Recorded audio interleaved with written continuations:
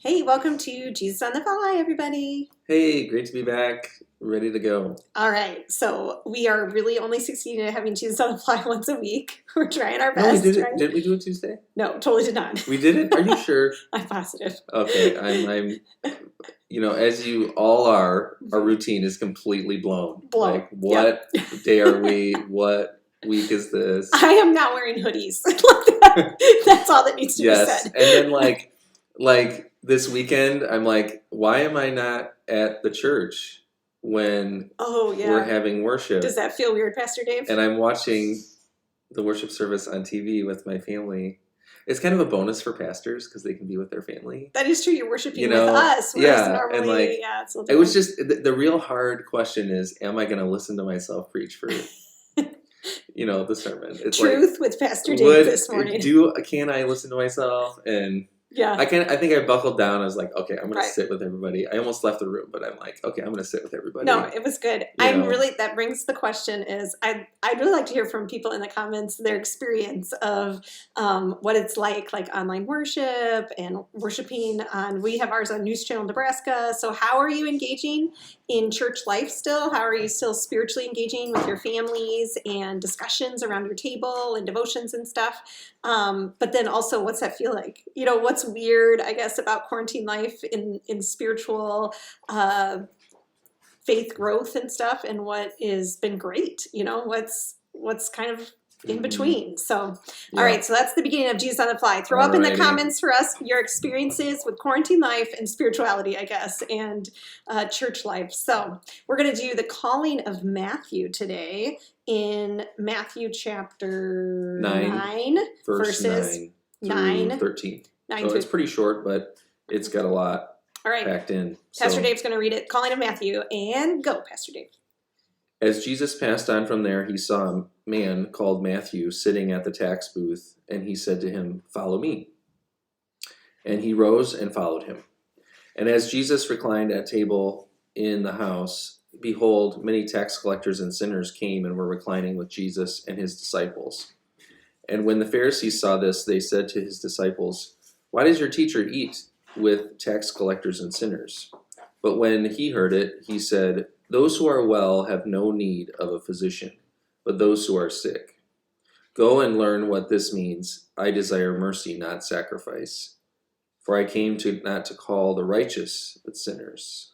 Well, I just had two big moments of wowness in God's word right there. So do you want to hear my big moments in wowness? I do. Or do you? Just okay. Launch.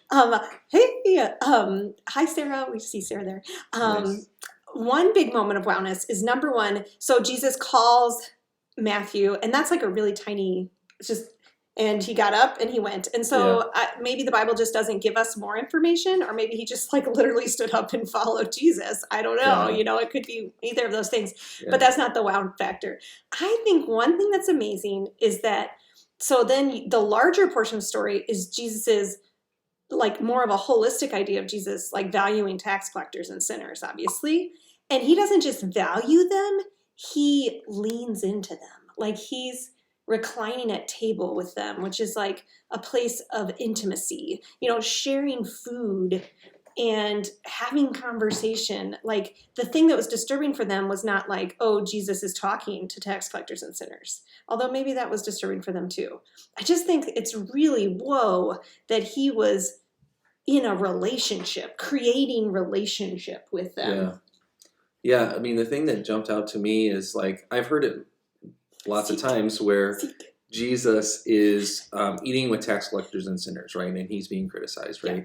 So I heard that before, but this time I was wait a second. His disciples were there with him, with the tax collectors and sinners. Right. And it's just they were maybe they were really uncomfortable. I don't know, but at least it was Jesus is saying okay, this is what my ministry is. I mean, he says it. This is what it's about. This is what my ministry is about. This is why I'm here to do this kind of stuff. Ooh, I just love it. And I'm kind of curious, anyone listening, do you think it was uncomfortable for the disciples? Would you have been uncomfortable or not uncomfortable? I think we have to be honest that probably most of us stand in between or in both places where it's comfortable and not comfortable, you know, and just being really honest about that, I think is really helpful.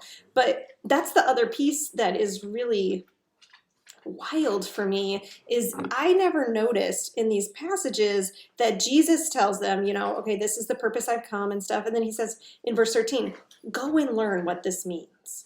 I desire mercy and not sacrifice. Like, he gives them a homework assignment. Yeah, like, he tells true. them, like, I kind of always thought, like, Jesus just says some stuff. But then, whoa, like, he tells them just outright, like, go learn this. This matters. Like, take a minute from your lives and discover. Like, and I think that's how God exists with us, is he invites us to discover in the places that we don't understand and in the places that we might be uncomfortable.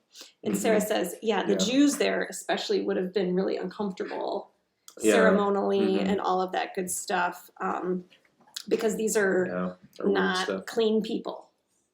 Yeah, it was kind of like a standard rule, right? Keep your distance and stay away from the unclean people. Yeah. Kind of deal. So, and I mean, the two things that are going on is the mercy and sacrifice, and then kind of the healing brought to the sick, not the well. Oh, the healthy. The healthy, not the sick. Are any of us healthy? I think that's the irony of Jesus' statement.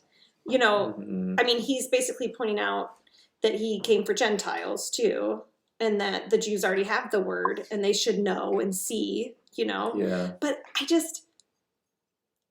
I think sometimes as Christians we think we're healthy. I mean, honestly, and obviously we go to church because we need God's word just as much as anybody else. But sometimes I think there's a selfishness in that, is like we want to get healthier all the time. And so we're not sharing the word because we're really focused on our own spirituality so much. Like, we're so focused on that we're not healthy, that we also need the doctor, that we never grow up into that place where we're like, oh, like, I do want to reach out like Jesus reaches out. Right. Yeah.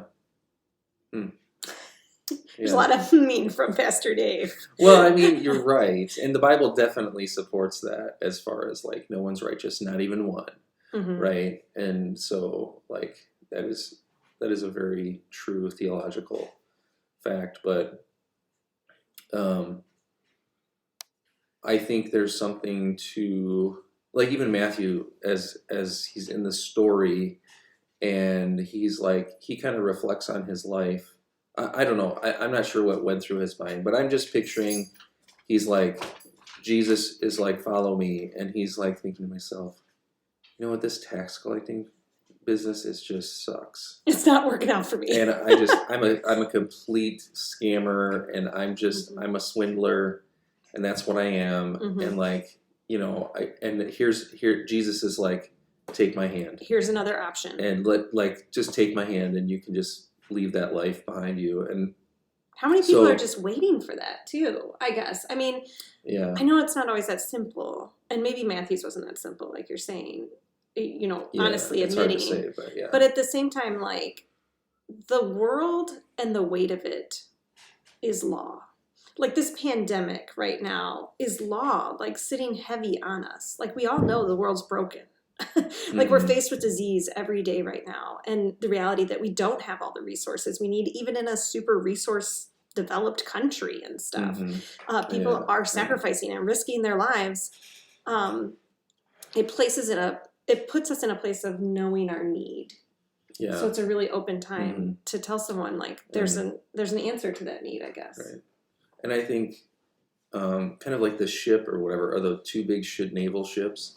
Oh, like, the mercy and comfort on each side of the nation. I love pretty that. Sweet.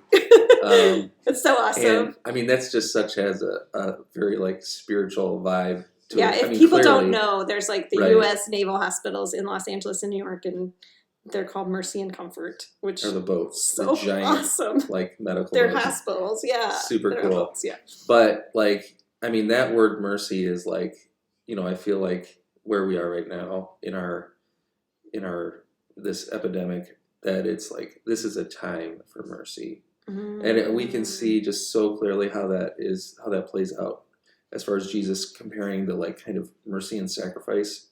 Like, I desire mercy, not sacrifice. And so he's kind of drawing to our attention, and like he says, like learn Go learn it. learn what this means, right? And I think if you live your life and you're like, you have a kind of a choice between these two things. I want to do the right stuff, and I want to do the stuff that is loving my neighbor and showing mercy and compassion, right? Because those are two different things. Like they can be the same, but they're not always. But they're not always, because if you focus on what's right and what's like morally good, then you miss. This is the purpose, right? Like, is for mercy, is for love for other people. I really love that. So I think that's very true right now, in terms of like, this isn't a time to. I mean, let's be real and let's love people and have mercy on them. Like, this is a time for that. It's not a time for like, oh, you did this right and you did this wrong. Like in your like in your approach to the situation. That we don't need to hash that out right now. Yeah, like stop making just choices about what you should and shouldn't do. Right. Just love people. Yeah, that's good. I think I need to put that into work in my own household right now. Like, I need to have more of a place of mercy instead of trying to exist just the way we always exist, where we're trying to teach everybody the right things and stuff like that. There are seasons and times in our life where, it should always be about mercy, but at the same time, like, how can we have an extra dose of mercy right now? Because God has given it to us. Like, he is in this. He's in the pandemic. He's in all of the brokenness of the world and working mercy, bringing healing where he can bring healing, bringing light and like the truth of Jesus where he can bring that. And one day, like, there'll be full mercy where there's no like disease again and there's no heartbreak. And so, like, how can I live in that today, I guess? So, deep thoughts with Pastor Dave. I really like that. Thank you. Yeah. Thank you. If we want to keep going, I could talk for another minute. Oh, man. You have one more thought. Okay. It's already 12:18. Well, Jesus, he is like the epitome of what this is. I mean, he sacrificed his life on the cross, and he just didn't do it because it was the right thing, right? It was Jesus desired mercy for us, forgiveness of sins. And so he did it for the relationship. He lived it out. Yeah, he did it for the relationship. He didn't do it because it was the right thing to do, which, of course it was. But we just did it, because he had in mind like the sinners, which is it's true. It's all Jesus of us. had in mind. He had in mind that when he was going to the cross, he wasn't just thinking, well, this will be the right thing to do, to follow the Father's will. There's like a piece of that, but the fuller picture is learn this. I desire mercy, not sacrifice. Like, the mercy is what it's about. The sacrifice leads to the mercy. Like, instead of the other way. Right. Yeah, that's it's good. It's like happening together, but it's really about the mercy. It's not about the sacrifice just all by itself. It's like that idea that salvation is obviously good and the point of Jesus coming and stuff, but the real goal of salvation is relationship. I think so often we see salvation as the end goal, and in that same way we see the sacrifice as the end goal, when the end goal is really the mercy being delivered from the sacrifice and the relationship coming between us and God, and the ability to have that beyond the salvation, So I think it kind of, of course, Jesus always helps us see who God really is and reveals who God really is. But I think sometimes we're tempted to think that God does things because he has to, because he's perfect. And so, of course, God's going to do that. But instead, I think it's more like God does things because he always desires what is good for his people. I desire. It's his desire for people. Whoa, okay. It's not just that he's perfect, so he has to do it. He has to die on the cross because he's perfect.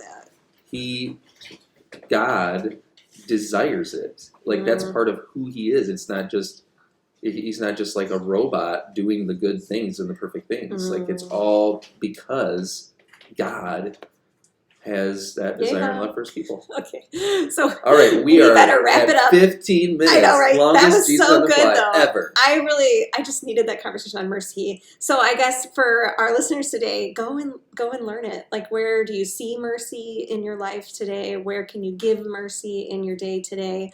I'd like to give a special shout out and thank you to our photo bombers and video bombers, Zeke and Yeva, and our dog Captain. They like to keep it light, A lot so of video bombers. yeah, exactly. Help us with the conversation on mercy. That was a lot of video bombing. Yeah, Okay. Zeke's doing an army crawl right now. I know, right?